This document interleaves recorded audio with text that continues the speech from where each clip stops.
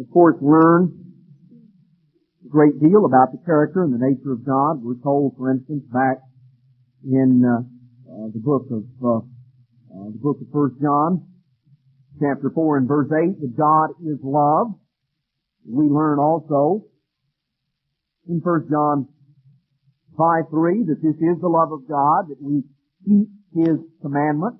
We learn that love is the fulfilling of the law. So we see various scriptures that focus us in on who and what God is. God is love. That God is love personified. God's way, God's law is the reflection of that love. And we talk about allowing Christ to live in us. Jesus Christ, of course, said that the works which, I've seen the Father do, that's what I do. He said, I and my Father are one. We are totally united. Christ said, if you love me, keep my commandments. Now, what commandments, of course, did Christ give? Well, a lot of people think that the commandments that God gave back in the Old Testament and recorded in Exodus chapter 20, that those were the Father's commandments. And somehow Christ came along and He did away with those commandments. Well, I think we can very clearly prove, very easily, very simply, that Jesus Christ was the one that was actually the one that spoke those commandments back on Mount Sinai, recorded back in Exodus chapter 20. We find, for instance, just notice very briefly, which we can prove, Christ said, if you love me, keep my commandments. Now, which commandments did Christ speak? Well, notice, John chapter 5, verse 37. The Father Himself, which hath sent me, is borne witness of me. You have neither heard His voice at any time or seen His shape. Now, we're told right here in John 5:37 that nobody has heard the Father's voice. Christ said, you have neither heard His voice at any time nor seen His shape. And yet, when we go back to Exodus chapter 20, let's notice, Exodus chapter 20 verse 1, and God spoke all these words saying, I am the eternal your God, going right on down. And in the conclusion of that, in verse 19, that they, the people, said unto Moses, speak you with us, and we will hear, but let not God speak with us, lest we die. Now, we find here, according to Exodus chapter 20, that God is the one that spoke the words of the Ten Commandments. And yet, according to John chapter 5 and verse 37, the Father has not, no one has heard the Father's voice. They did not hear the voice of the Father. And yet they heard the voice of God. Well, whose voice did they hear then? Well, according to John 1:1, it says, in the beginning was the Word. And the Word was with God, the Word was God, the same was in the beginning with God. All things were made by Him. Without Him was not anything made that was made. In Him was life. The light was the light of men. Then we come on down in verse 14. The Word was made flesh and dwelt among us, and we beheld His glory. Now, here we find that the Word was God. The Word, the Logos, the spokesman. When we come on down to verse 14, it becomes very evident that the one that is called the Word here in John chapter 1 is, of course, none other than Jesus Christ. So, when Christ said, if you love me, keep my commandments, which commandments did Christ speak? Well, Jesus Christ spoke the commandments that are recorded in Exodus chapter 20. Those are not just the Father's commandments, and Christ came and did away with them and introduced a new set. Those were the commandments Jesus Christ gave. The law of God. We're told, as we saw in First John, God is love. Love is the fulfilling of the law of God. We're told in 1 John 3:4 that sin is the transgression of the law. So God's law, basically summarized in 10 basic points, tell us the way that God is. They summarize for us, they define for us, the character of God, the nature of God, the way of God, the mind of God, the way that God thinks, that Jesus Christ is going to live His life in us. How's He going to live? What's He going to do? Well, it's going to be based on a reflection of that law, of that nature of God. Now, that basic law, which again we went into at the time of Pentecost, we went into the aspects of the Old and the New Covenant, the fact that God made a covenant, a marriage covenant with ancient Israel, that God has made a marriage covenant with the church. What is the basis of the covenant? Well, the basis of the covenant is the law of God. They were called, the two tables of stone on which the Ten Commandments were written and inscribed, were called the tables of the covenant. They were placed in a great ark, which was called the Ark of the Covenant. And that, of course, in fact, there's a statement back in 2 Chronicles 5:10. Has anyone ever asked you, what did Moses put in the ark? You know, you think it's a joke. No, Moses didn't put anything in the ark. Noah did. And that's what you think. Well, you're wrong. Notice 2 Chronicles 5:10. There was nothing in the ark except the two tables of stone which Moses put therein at Horeb when the Eternal made a covenant with the children of Israel when they came out of Egypt. Now, obviously, of course, there's two different arks, and usually you hear the statements, what was put in the ark. You think about Noah in the ark, and the ark that he built and put the animals in and all of this. Well, there was another ark, and it was a different kind of ark. It wasn't a boat, it was a float, it was a box. It was, something that, it was a container. And Moses built that ark. See, Moses built an ark too, different kind of an ark than what Noah built. And Moses put something in his ark. Now, what Moses put in the ark was the two tables of stone, which he put therein at Horeb or Sinai, when the Eternal made a covenant. Now, you know what that ark was called? As you read of it through the Scriptures, it was called what? It was called the Ark of the Covenant. It's called the Ark of the Covenant. Now, the reason it was called the Ark of the Covenant is because what did it have in it? It had the two tables of stone which contained the basis of the covenant. The two tables of stone which contain the law of God, the Ten Commandments. That is the basis of the covenant. You see? God put that, had Moses put that in the ark of the covenant. These were the tables of the covenant put therein at Mount Sinai. So we were focusing, last week and in some of the preceding weeks, we were focusing on the covenant that God has made with His people, the fact that we enter into that covenant relationship, and the fact that through God giving us His Holy Spirit, He begins to write His laws in our hearts and in our minds.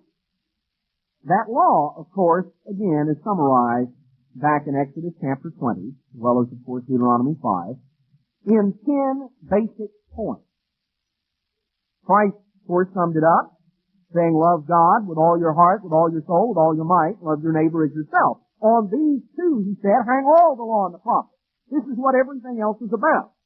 But these two basic points are further summarized, further amplified.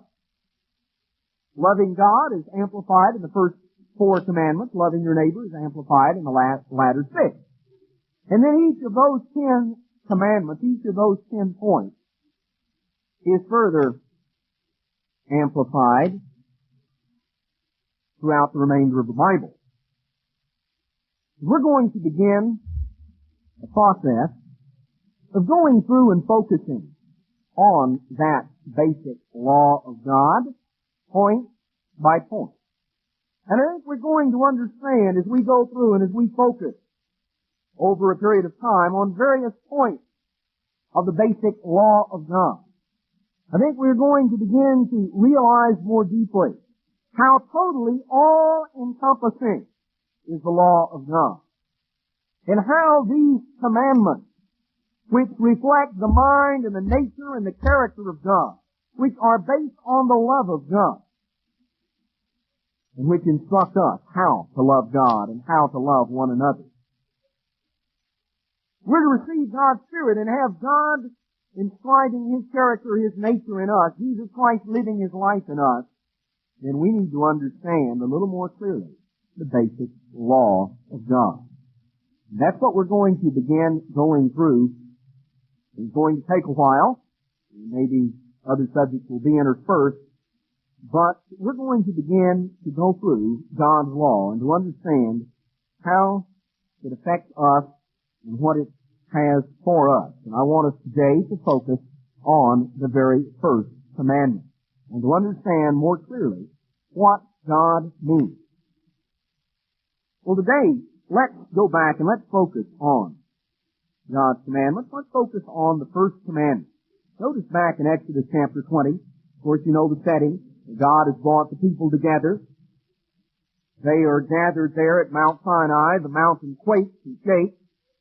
There's fire and thunder and smoke that proceeds out of the top of the mountain. The people are literally petrified because they are to hear the voice of God. And of course the voice of the one that became Jesus Christ. So we read in Exodus chapter 20, verse 1, "And God spoke all these words, saying, I am the eternal your God, which have brought you out of the land of Egypt, out of the house of bondage. You shall have no other God before me." That is the first commandment. God said, I am the eternal your God. You shall have no other God before me. Well, brethren, as we go through and as we understand that commandment and understand how the full implications of this commandment in our lives, what it means for us, we need to understand more clearly, to begin with, who is the true God? Who is the God that spoke these words? That said, you shall have no other gods before me. Because if you don't know who the true God is, then how do you know if you're worshiping a false God? How do you know if you're serving a false God? The only way you can know, is to know who the real thing is. Who the real God, the true God is. Understanding God as He reveals Himself in the Scriptures. And then we can begin to look and see and realize that there are many false gods. They also parade under the name of God. And people talk about the God that they serve. Scriptures talk about the God of this world. And there is a God of this world whom people serve in ignorance, thinking that they're serving the true God. Yet we're told back in James chapter 4 and verse 12, there is one lawgiver who is able to save and to destroy. James 4:12, there is one lawgiver who is able to save and to destroy. That is, of course, the true God. The true God is the source of law. Now, what is your source of law? What is the source of your standards, of your values, of your concepts? This entire Bible is filled up with the law of the God that is described as the one lawgiver, the true lawgiver who is able to save and to destroy. Now, why is God able to be the one lawgiver? Well, we're introduced to God. God is the first thing we're introduced to when you pick up the Bible. Genesis 1:1, in the beginning, God created the heaven and the earth. In the beginning, God created the heavens and the earth. Now we're introduced to God. We're introduced to God, the Creator. God is the one that fashioned and formed the universe. Now, we go through the story in detail, and I'm not going to go through it in detail today. I think we've done so in times past and undoubtedly can in the future. In Genesis chapter 1, going through and understanding about creation. But God is the Creator. God is the one that designed and created the physical universe that we see. God is the one that designed and created the first man and breathed the breath of air into his nostrils. God is the Creator. And because God is the Creator, because God formed and fashioned the earth. And you can go through the Psalms and it talks about how that the heavens declare the glory of God. The firmament shows His handiwork. How that as we gaze up at the heavens which God has created, at the stars which His fingers framed and formed. We're able to consider the greatness of God, the power of God. We read that it is the glory of God to conceal a thing and the honor of kings to search it out. And of course, as man has increased in his knowledge and his understanding, he's come to understand and to, in a sense, unravel some of the secrets of the universe. By no means all. We've only just barely tipped the iceberg. We began to understand a little bit about the marvelous wisdom and intricacy that God has designed and created and fashioned. But God is the Creator. God is the life giver. God is the one that formed and fashioned the things that we see. And so therefore, God set in motion law. When God created the physical universe, when God made the heavens and the earth, God set in motion law. He set in motion laws that govern the rotation of planets, the revolution of planets around the sun, the revolution of the moons around the planets, their own rotation on their own axis. God set in motion laws, all the laws of science that we know of, and plenty of laws that we don't know of. You know, science didn't invent the law. Science hangs a name on it. They finally discovered something that God set in motion billions of years ago. And all of a sudden we think that we've really come up with something. Well, no, we didn't come up with something. God came up with something. We're just now finding out what it was. But God set in motion laws. And God gave laws for human beings. God gave laws. God gave standards that define what is right and what is wrong. Now, in understanding who the true God is, what does it mean? I am the eternal your God. I brought you out of the house of bondage. I brought you out of the land of Egypt. I freed you. You shall have no other gods before me, or, as it could be rendered, no other gods in place of me. What is a God? Notice Romans chapter 6 and verse 16. It defines that for us. Tells us what is a God. What is our God? Romans 6:16. Know you not to whom you yield yourselves servants to obey? His servants you are to whom you obey, whether of sin unto death or of obedience unto righteousness. Whoever you obey. To whom do you give your allegiance? Who do you follow? Who do you honor? Who do you extol? Who do you worship? Who comes first in your life? That's your God. The true God, that is the one lawgiver who is able both to save and to destroy, has set in motion certain laws. Now the world as a whole does not pay heed to those laws. Society does not recognize those laws. Society wants to go its own way and do its own thing. Doesn't recognize the true God. Does not recognize the laws that God has set into motion. That's why, up a little bit further, we're told in James chapter 4 and verse 4, you adulterers and adulteresses, know you not that the friendship of the world is enmity with God? Whosoever therefore shall be a friend of the world is the enemy of God. You know, the true God has set in motion laws. The world is flouting those laws, flaunting those laws, flaunting its disobedience to those laws. Now, we demonstrate by our conduct, by the way that we live our lives, by the values that are apparent.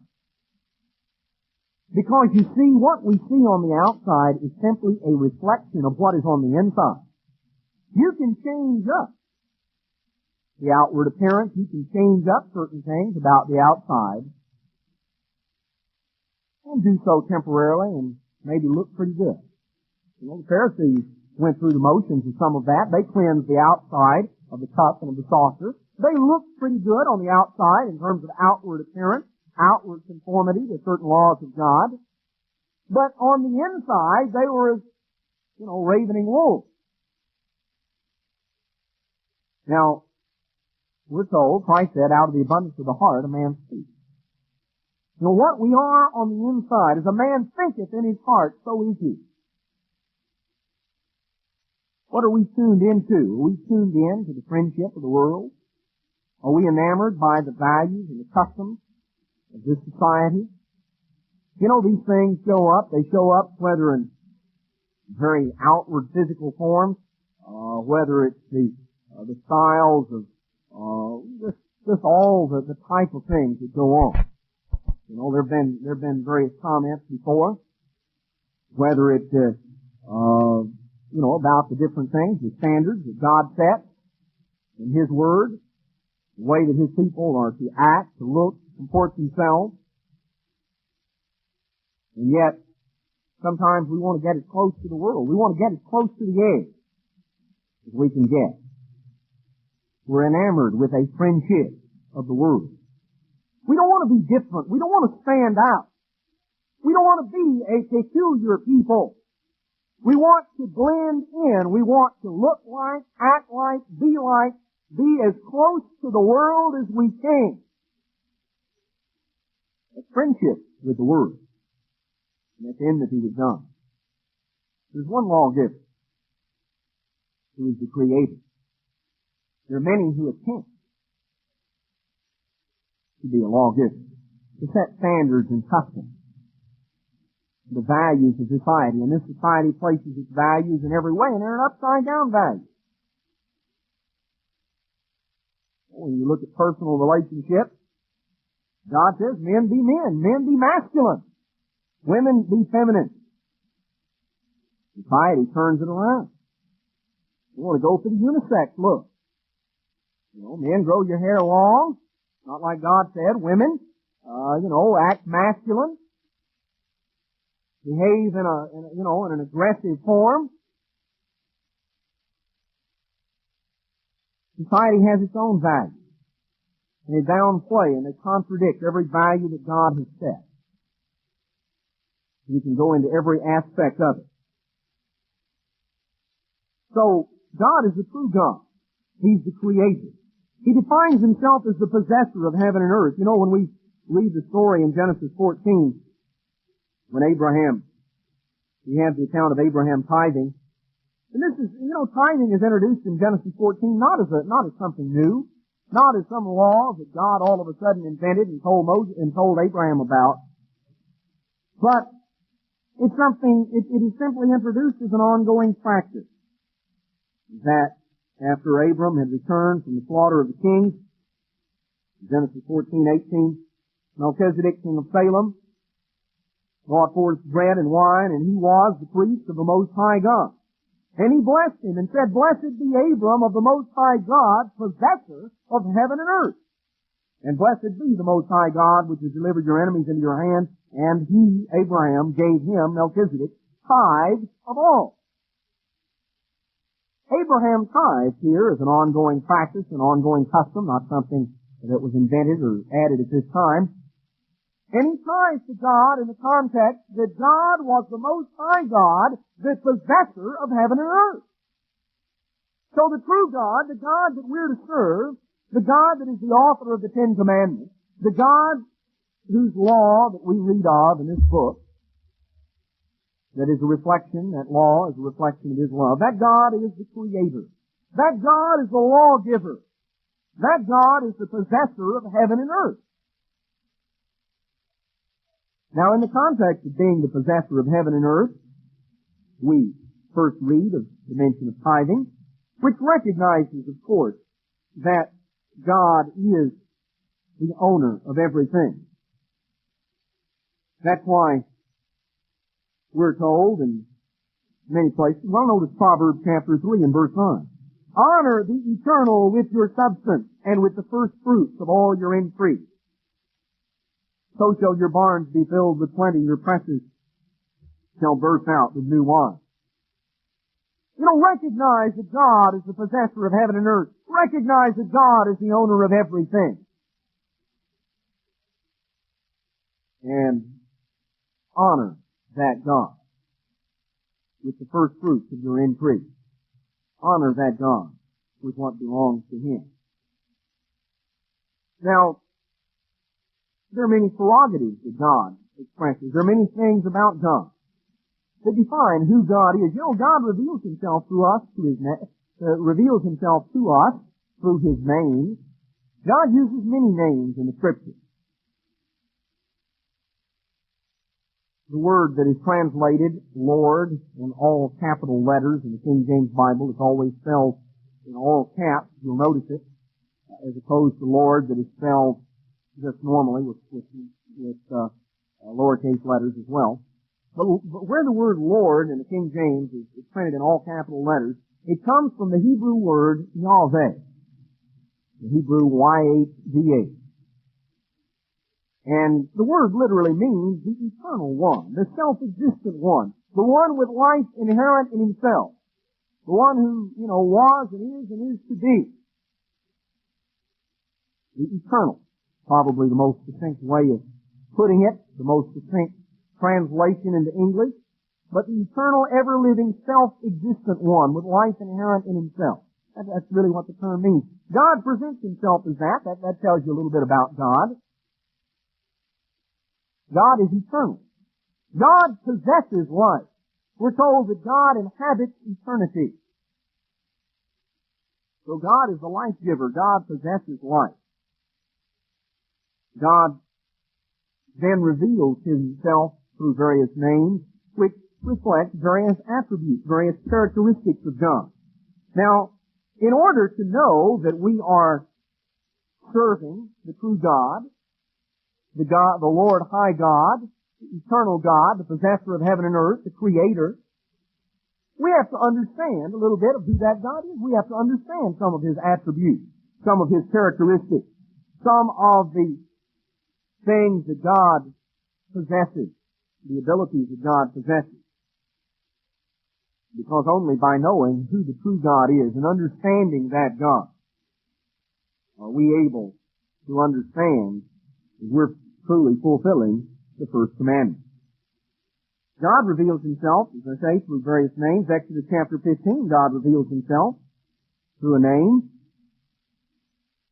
Exodus chapter 15, verse 26, God said, if you will diligently hearken to the voice of the eternal your God, and will do that which is right in His sight, and will give ear to His commandments, and will keep all His statutes, I will put none of these diseases upon you which I have brought upon the Egyptians, for I am the eternal that heals you. Or as it is in the Hebrew, I am Yahweh Rophikah. I am the eternal, your healer. Now that's one of God's names. That's part of who God is. That's who the true God is. He is God the Creator. He is God the Lawgiver. He is God the possessor of heaven and earth. He is God our healer.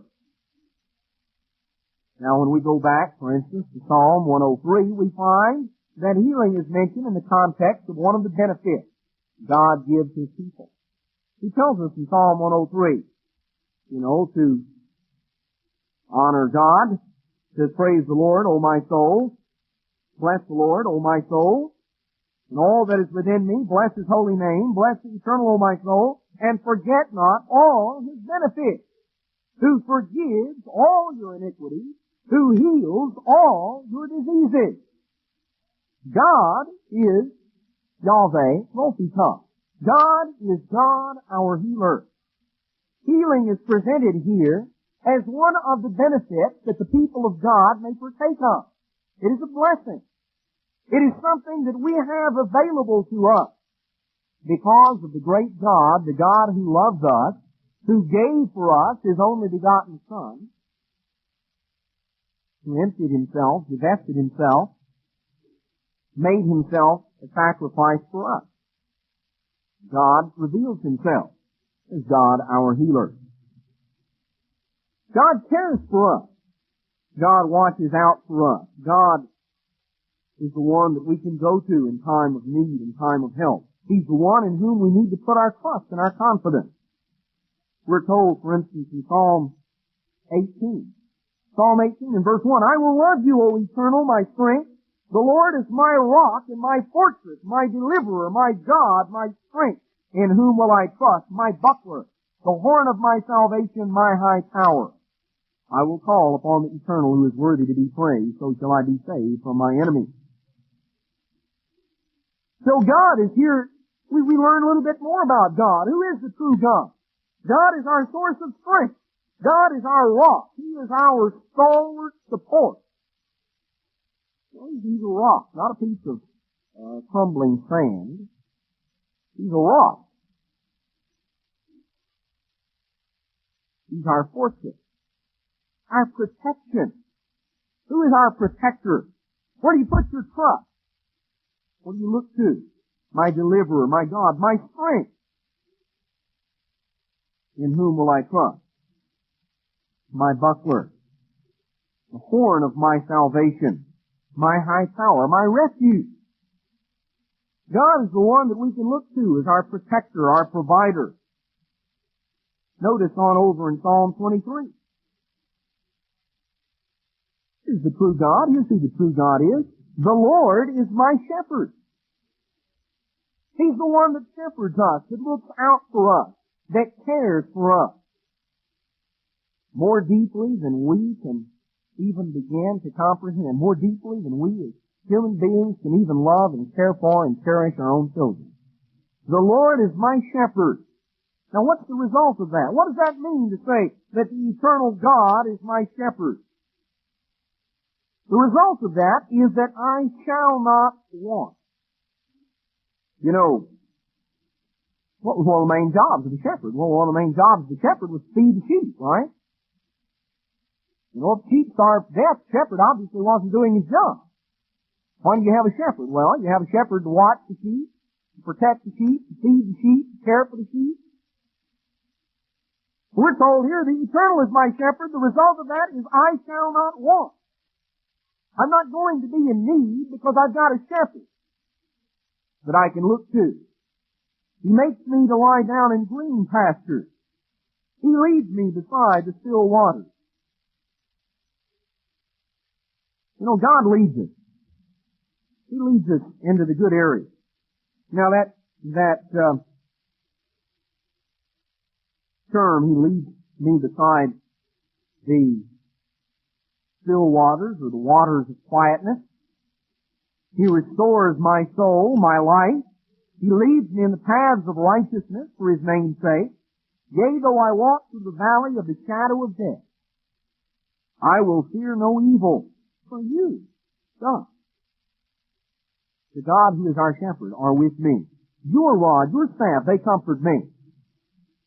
Where do we look to in time of need? Where do we look in time of trouble, in time of difficulty? Where do we look when we need help? To the God who is our shepherd, to the God who says we don't ever have to walk alone. And if we walk alone, it's by choice. God leads us in the paths of righteousness. Now, when we veer off the paths of righteousness and are going our own way, we're going to persist in our own way and we're not going to follow the path where God leads, then yes, we might walk alone.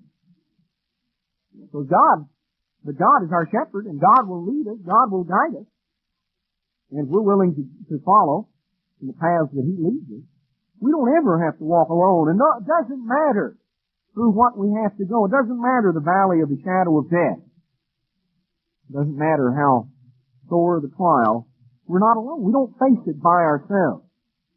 Because I'll fear no evil. You're with me. Your rod, your staff, your protection comfort me. You prepare a table before me in the presence of my enemies. You anoint my head with oil. My cup runs over. Surely goodness and mercy shall follow me all the days of my life, and I will dwell in the house of the eternal forever. I'll be where God is. I want to be where God is. God is our shepherd. The one who cares for us. The one who leads us. The one who guides us. Who provides for us. The one who sees that we never have to walk alone. God is our Father. And He loves us more tenderly than we as human parents can even love our own children. Jesus Christ showed us in Matthew chapter 6 that we're to address God as our Father. That we're to recognize God in this area. We're told, for instance, in Matthew chapter 6 verse 8, Be not ye therefore like unto them, those who use vain repetitions, who, go on and on and on with their little chants and rituals. Be not therefore like unto them, for your Father knows what things you have need of before you ask. After this manner, therefore pray. In this way, following this basic outline. Our Father, which art in heaven, hallowed be your name. We're told to address God as our Father. Realizing that God loves us. God watches over us. He is our Father. He does care for us. He loves us. He stands ready to give us good gifts. So when we're told that we're not to have any other gods before the true God, who is the true God? Well, the true God is the one that is the Creator. He is the one that is the lawgiver. He is the one that is the possessor of heaven and earth. He is the God that is our healer. He is the God that is our protector and our provider, our maker, our shepherd, our Father. The God who loves us and cares for us. The God who is our source of help in time of need. Who is our refuge in time of trouble.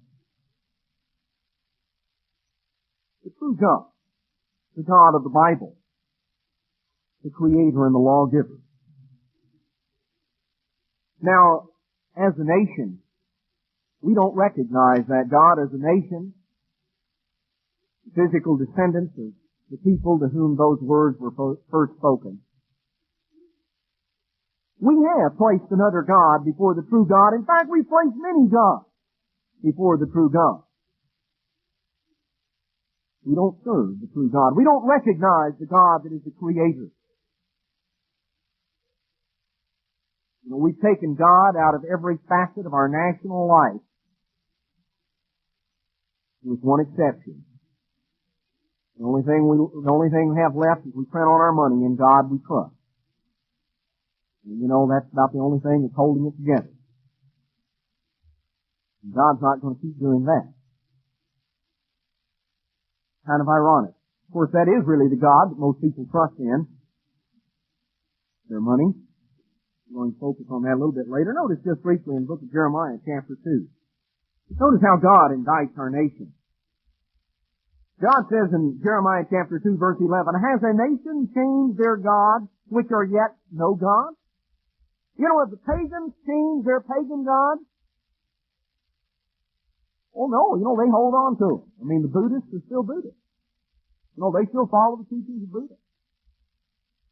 And the Confucianists, in their confusion, still follow the teachings of Confucius. Hindus, still follow their religion. The Muslims follow theirs. Has a nation changed their gods, which are yet no God? No. But my people have changed their glory for that which does not profit. Be astonished, O you heavens, at this, and be horribly afraid. Be you very desolate, says the Eternal. For my people have committed two evils. They have forsaken me, the fountain of living waters, and hewed them out cisterns, broken cisterns, that can hold no water.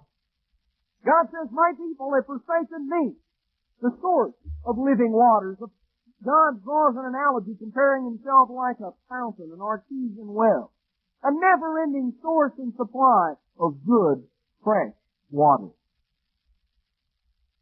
God says, I'm the source of everything you need. And yet the people, as a nation, we've forsaken God, the true God, the source of everything we need. And we've hewed out cisterns, broken cisterns. It can hold no water. A cistern is not a real good source of water at the best of times. A broken cistern is it's not worth the nothing, because it can't even hold any water. A cistern doesn't have any water in it except what you put in it, or what collects from rainfall. So, it's easily used up, easily evaporated. It doesn't last all that long. Depending on you have to be pretty sparing when your only source of water is a cistern. source of water is an artesian well, you've got a seemingly never-ending supply. God says as a nation, we've rejected the true God and we've gone after a false God. Notice back in the law of God. Notice back in the book of Leviticus, chapter 18. Notice what God instructed our forefathers. Leviticus chapter 18, verse 21. God said, "You shall not let any of your seed pass through the fire to Molech. Neither shall you profane the name of your God. I am the Eternal. You shall not let any of your seed, any of your children, pass through the fire to Molech." Now let's go on back to Deuteronomy. Deuteronomy chapter 12. Let's notice similar statements. Deuteronomy chapter 12, let's take it in verse 29.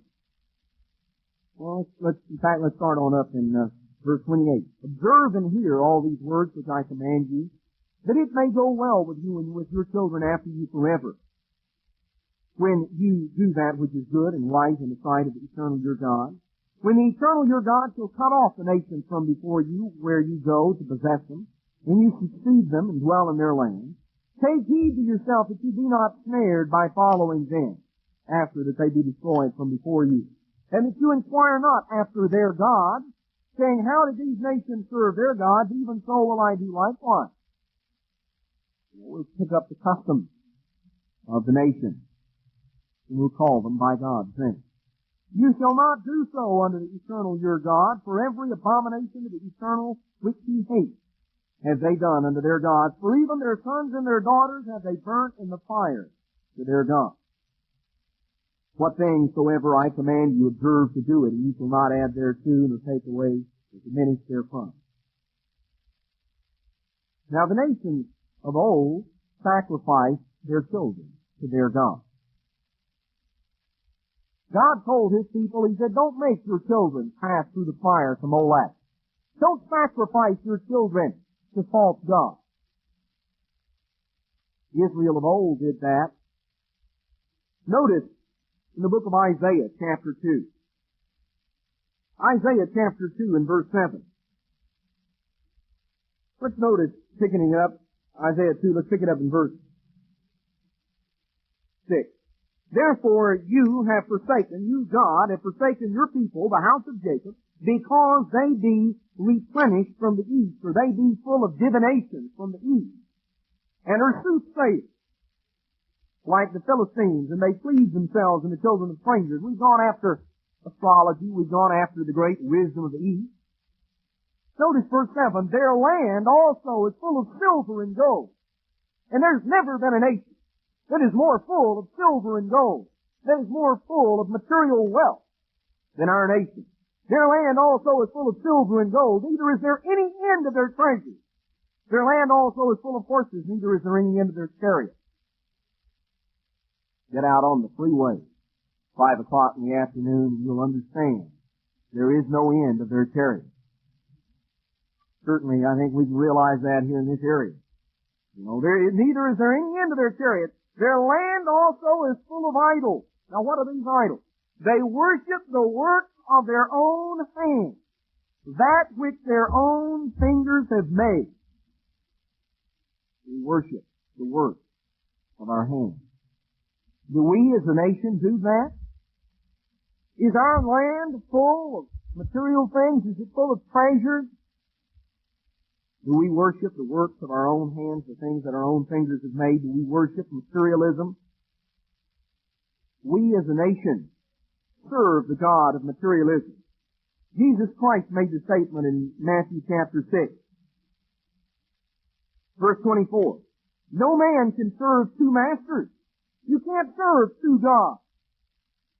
"No man can serve two masters, for either he will hate the one and love the other, or else he will hold to the one and despise the other. You cannot serve God and mammon." The word mammon simply means money. It means physical riches. You cannot serve God and materialism. You can't serve two masters. Now in this nation, we don't serve two masters. We serve one master. And that master that this nation serves is the God of materialism. What about God's commandment, "You shall not pass your seed through the fire to Moab. You shall not sacrifice your children to false gods. Have we in America sacrificed our children on the altar of materialism? I think so. There's, the evidence of this kind of thing, what we've done, what we've allowed as a nation, very striking. There's an article back in the Christian Science Monitor back several years ago. The title of the article is "The Real Culprits Found in the War Against Drug Abuse." Found the real culprits. After years of experimentation, research, sometimes pure guesswork, a number of professionals in the war against drug abuse have concluded the problem is not drugs after all. The real culprits, these professionals believe, are alienation, boredom, loneliness, and low self-esteem. As a result, in a growing number of suburban American communities, we named several, trying to start various widely divergent drug prevention programs designed to remove the root cause of drug and alcohol abuse. Now, this was written several years ago, and they haven't succeeded because they haven't been able to get at the root of the problem. Now, what they focused on what part of the root of the problem is, but they ran a survey, at least a survey of about 600 suburban high school students, showing about 7 in 10 have a sense of feeling removed, not cared for, generally alienated. He added, this particular expert, that if alienation, loneliness, and boredom are accepted as some of the prime causes of youthful drug abuse, then the study shows the seeds of that problem are not going away, but in fact are expanded. Because you see, the divorce rate in the United States is the highest in the world. And you didn't realize that. The divorce rate in the United States, and this is from an article in Christian Science Monitor back a matter of a few months ago, almost 40% of all marriages today end in divorce. The remarriage rate is high. 4 out of 5 divorced persons remarry. But the divorce rate for remarriages is even higher than for first marriage. What it shows, of course, the people didn't learn. They hadn't learned a lesson. 40% of all the marriages that take place in this country end in divorce. Most of those people, 80% of those people who divorce, turn around and remarry, and the majority of those remarriages, even a higher percentage than of the first go around, the majority of those end in divorce. The number of couples living together out of wedlock has risen dramatically. Today, about 1.3 million unmarried Americans share living quarters with a member of the opposite sex. About 16% of all births in this country are illegitimate today. Now, the figure would undoubtedly be much higher if it were not for abortion, a subject we will get to at a little later time. About 45, this is the estimate, is that about 45% of the children born in 1978 will spend part of their childhood with only one parent. Now, I have an idea that the way the statistics are going, the figures are going, they're going to have to revise those upwards. There's been a drastic change, and a lot of it, of course, has gotten back to the climate of materialism in this country. We sacrificed in this nation, we sacrificed the American family on the altar of materialism. We sacrificed our children, we passed our children through the fire to Moab. We've handed them into the arms of strange gods as a nation. And I could go on and on. I think I'll read a few excerpts. This was a newspaper release, an AP Wire story, back again a few years ago. A Harvard psychiatrist studying emotional illness caused by absent parents said today that separation for even brief periods can have a negative influence. With American parents becoming increasingly more absent because of divorce, jobs, or inability to reach the child emotionally, the future must be regarded with concern. American parents spend less time with their children than any other nation in the world except England. The only country that exceeds the United States in violence, crime, and delinquency. Nation of Israel. Lead the world. The nations to whom God gave His law. The nations to whom God gave the knowledge of the true religion, to whom God revealed Himself as the true God. And we lead the world in divorce, in violence, in crime, in delinquency. We lead the world in degeneracy. We have done worse than the heathen, worse than the nation whom we have replaced. The ever-increasing divorce rate in this country leaves more and more children with an absent parent, and the continuously increasing percentage of mothers who work has left over 6 million preschool children in homes where both parents are absent for most of the day.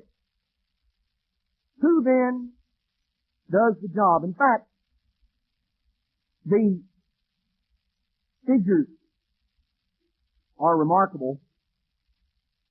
The fact that almost today, this is more recent, in fact this is a year ago, so this statistics have gone up even since then. Almost 60% of this country's families have 2 or more wage earners. As a result, fewer people stay home to tend the children, tend the house, and care for the children.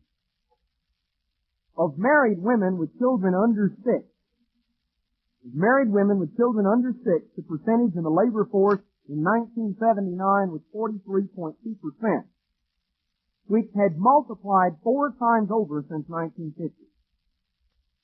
Of all married women with children ages 6 to 17, 60% now work or seek jobs, up from 28% in 1950. Almost half, in fact I think this statistic is about a year old, I think it's probably right at half or pushing half of married women with children under 6 who are in the labor force. They're not, and you know, why is that the case? Well, of course, time after time, the reason is in order to have more, in order to keep up with the Joneses, so to speak. We've got, you know, who takes care of the children? What happens? Well, one of the main babysitters is, of course, the television set. According to Nielsen, this is, again, the statistics are a few years old. This is back in 1977. You can figure that all these things have increased since that time. According to A.C. Nielsen, children under 5 watch an average of 24 hours of television a week. That may, the effects are potentially enormous. Multiplied out over 17 years. This rate of viewing means that by his high school graduation, today's typical teenager will have logged at least 15,000 hours before the small screen. More time than he will have spent on any other activity except sleep. Present levels of advertising and mayhem, he will have been exposed to 350,000 commercials and vicariously participated in 18,000 murders. Well, there are various things that can go on. I'm not going to go into all of it. But the point is that as a nation, we have sacrificed our children, we've sacrificed our families on the altar of materialism. As money and as material things play a greater and a greater role in the desires of our people, the deterioration of the American family has been very marked. You know, you could graph it out and the charts would run right together. That is, material things have been more and more the primary concern and consideration of our people. More and more of the families have broken up. The divorces have increased. Children have been isolated. and our children, as a nation, we sacrifice. And the results are showing. Rising rates of drug abuse and alcoholism among teenagers. The kids that are turned off, tuned out, dropped out from society. Kids that have been involved in everything imaginable. Alienated from their parents, alienated from their families, left to do their own thing. God talks about in 2 Timothy chapter 3. 2 Timothy chapter 3 verse 1, this know also that in the last days perilous times shall come. Men shall be lovers of their own selves. First and foremost, seeking for self. Coming on down in verse 4, traitors, heady, high-minded, lovers of pleasures, more than lovers of God. No man can serve two masters. You can't serve God and materialism. You cannot have two masters that rule your life. It talks about individuals who are lovers of pleasures more than lovers of God. The friendship of the world means more than the friendship of God. The physical, temporary, transitory things that this society has to offer mean more than the things that are the result, the blessings of God's law. Having a form of godliness, having a form of religion, but denying the power thereof. From such turn away. Denying the authority. Have we as a nation served false gods? Have we placed another God before the true God? Absolutely. We placed several of them. First and foremost, we placed the God of materialism on whose altar we sacrificed our family, into whose arms and through whose fire we passed our children. We destroyed, as a nation, a generation. Passing them through the fire to Molech, destroying them just as certainly as our forefathers in the valley of Tophet, who took their little infant children and presented them into the brazen arms, big fat idol, with fire burning underneath. We've destroyed in our nation our children, just as certainly, just as surely. We serve another God. We've not recognized God as our protector, as our provider. We've not recognized God as our help in time of need. Back in Jeremiah chapter 17 and verse 5, God says, thus says the Eternal, cursed be the man that trusts in man, and makes flesh his arm, and whose heart departs from the Eternal. You know, it was really ironic. Several days ago, there was an article on the front page of the Houston Post, and I don't know how many people really noticed the irony of it all. But there were two main articles that dominated the front page. One of these articles was a speech by President Reagan,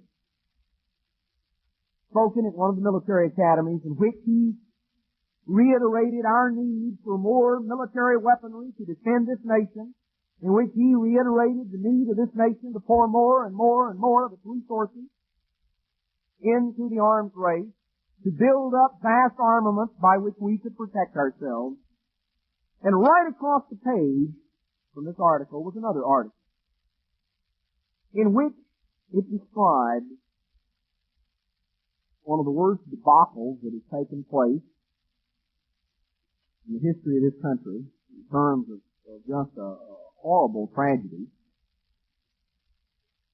Of over $1 billion worth of damage that was done to all these fighter planes and all this weaponry that was destroyed on this particular ship when the plane crashed. The lives that were lost, the weaponry that was destroyed, the well in excess of $1 billion, almost $2 billion worth of damage that was done to our weaponry, our advanced weaponry, on this carrier off the coast of Virginia. You know, the scripture couldn't help but come to mind here, Jeremiah 17:5. Cursed is the man that trusts in man and makes flesh his arm, whose heart departs from the eternal. We want to trust what we can do. We want to trust in our armaments and in our missiles. We want to trust in what we humanly can do. Pretty vain, pretty empty. The very day we're calling for more massive government expenditures in the arms field, almost $2 billion worth of arms go up in smoke. Not because the enemy attacked us, but because we, crashed our own plane into our own ship. If you depend on human beings, you're in trouble. You know, it's going to take $1 trillion just for catch-up. This was an article in U.S. News and World Report back a short time ago. The biggest peacetime U.S. military build-up in 2 decades is in the works. The concern is rising that there may be too little, too late to check Soviet advance. A 5-year plan calls for more than $1 trillion to increase military pay, buy new ships, warplanes, tanks, weapon systems, and deploy a new nuclear strike force in Europe. The administration's $147 billion spending plan for 1981 is the first installment in a 5-year plan that will, with the impact of inflation, push the 1985 defense budget above $225 billion. The 5-year total to more than $1 trillion.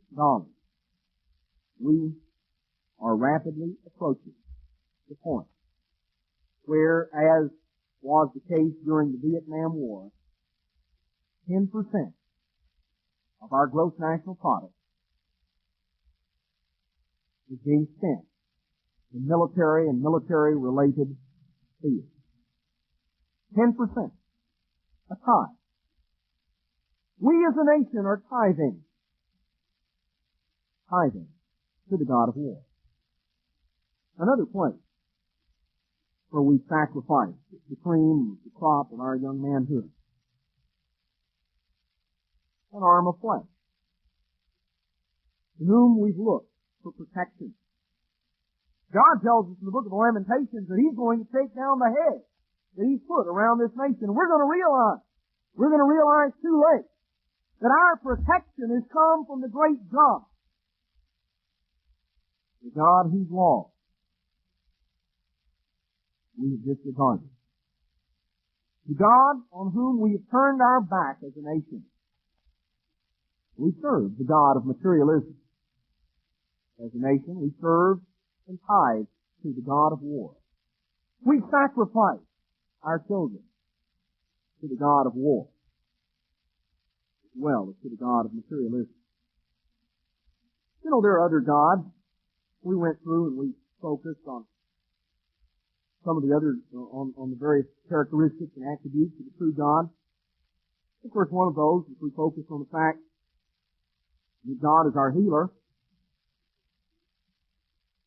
Interesting statement here made in U.S. News and World Report back a short time ago. It says the cost of health care or medical care, I guess really you shouldn't say health care, I ought to say sickness care, because that's what we do in this nation. The cost of sickness care in the United States is rising at an astronomical rate. There's no relief in sight. Health bills, they're not health bills. They're not paying for being healthy, they're paying for being sick. Are going up faster than those for any other cost of living item, and are taking a dime out of every dollar of the average family's income. Now what does that tell you? Well, as a nation, we're paying our first tithe. We're also paying a second tithe to a different God. You see, the various gods that we serve as a nation all demand their tithe. There's an interesting statement back in 2 Kings. 2 Kings chapter 1 and verse 2.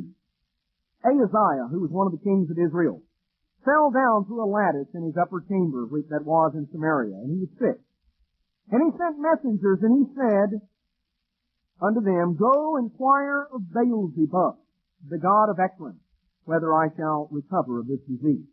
Now Beelzebub, called here, Beelzebub means literally the Lord of flies, or the Lord of what flies hover over. Literally. That's literally the meaning. Beelzebub was the patron saint or the patron god of medicine in the ancient world.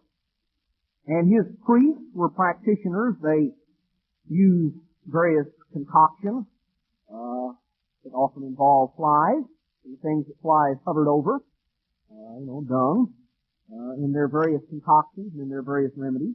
And they were and this is brought out, by the way, in the Jameson, Fawcett, and Brown commentary, if you want to look it up. The Beelzebub was the patron saint of patron god of medicine, and that part of the world. And so Ahaziah said, "Go inquire of Beelzebub, the god of excellence, whether I shall recover of this disease." But the angel of the Eternal said to Elijah the Tishbite, "Arise and go meet the messenger of the king of Samaria, and say unto them, Is it because there is not a God in Israel, that you have gone to inquire of Beelzebub, the god of Ekron? Now therefore thus says the Eternal, You shall not come down from that bed on which you are gone up, but you shall surely die." And Elijah departed. And when the messengers turned back unto him, he said unto them, "Why are you now turned back?" They said unto him, "Well, a man came to meet us, and said unto us, Go turn to the king, and say, Thus says the Lord, is it because there is not a God in Israel? He sent to inquire of Beelzebub, the god of Ekron, therefore you shall not come down from that bed on which you are gone up, but you shall surely die." And he asked them, "Well, who was this?" And they described him, and he said, "Well, it's Elijah the Tishbite." So he sent various groups to try to go get Elijah.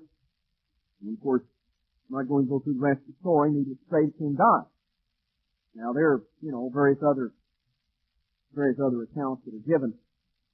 And that's not the primary thing that I want to get into, except to illustrate the fact that as a nation, we have created our own God. We've sought to other gods. We've not availed ourselves of the God of Israel, the God who is Yahweh Rophikah, the God our healer. We've not availed ourselves of the God that is our shield, our fortress, our protector, our high tower. We've not availed ourselves of the true God, the God of Israel. As a nation, we've given our allegiance, we've paid our tithe to the God of war, to the God of medicine. And what's going to ravage this nation in a few years, brethren? We're going to be ravaged by disease epidemics, and we're going to be ravaged by military invasion and destruction.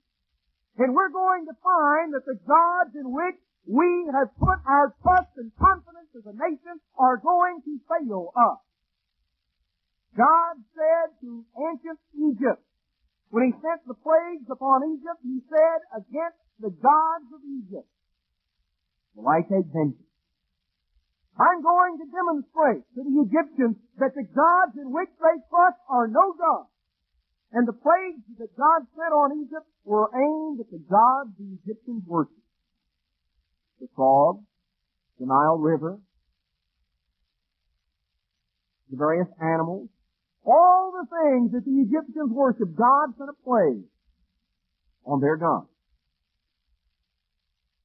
God is going to allow plagues to come on this nation because God is going to take his hand from this nation. God is going to remove his hedge that he has set around this nation.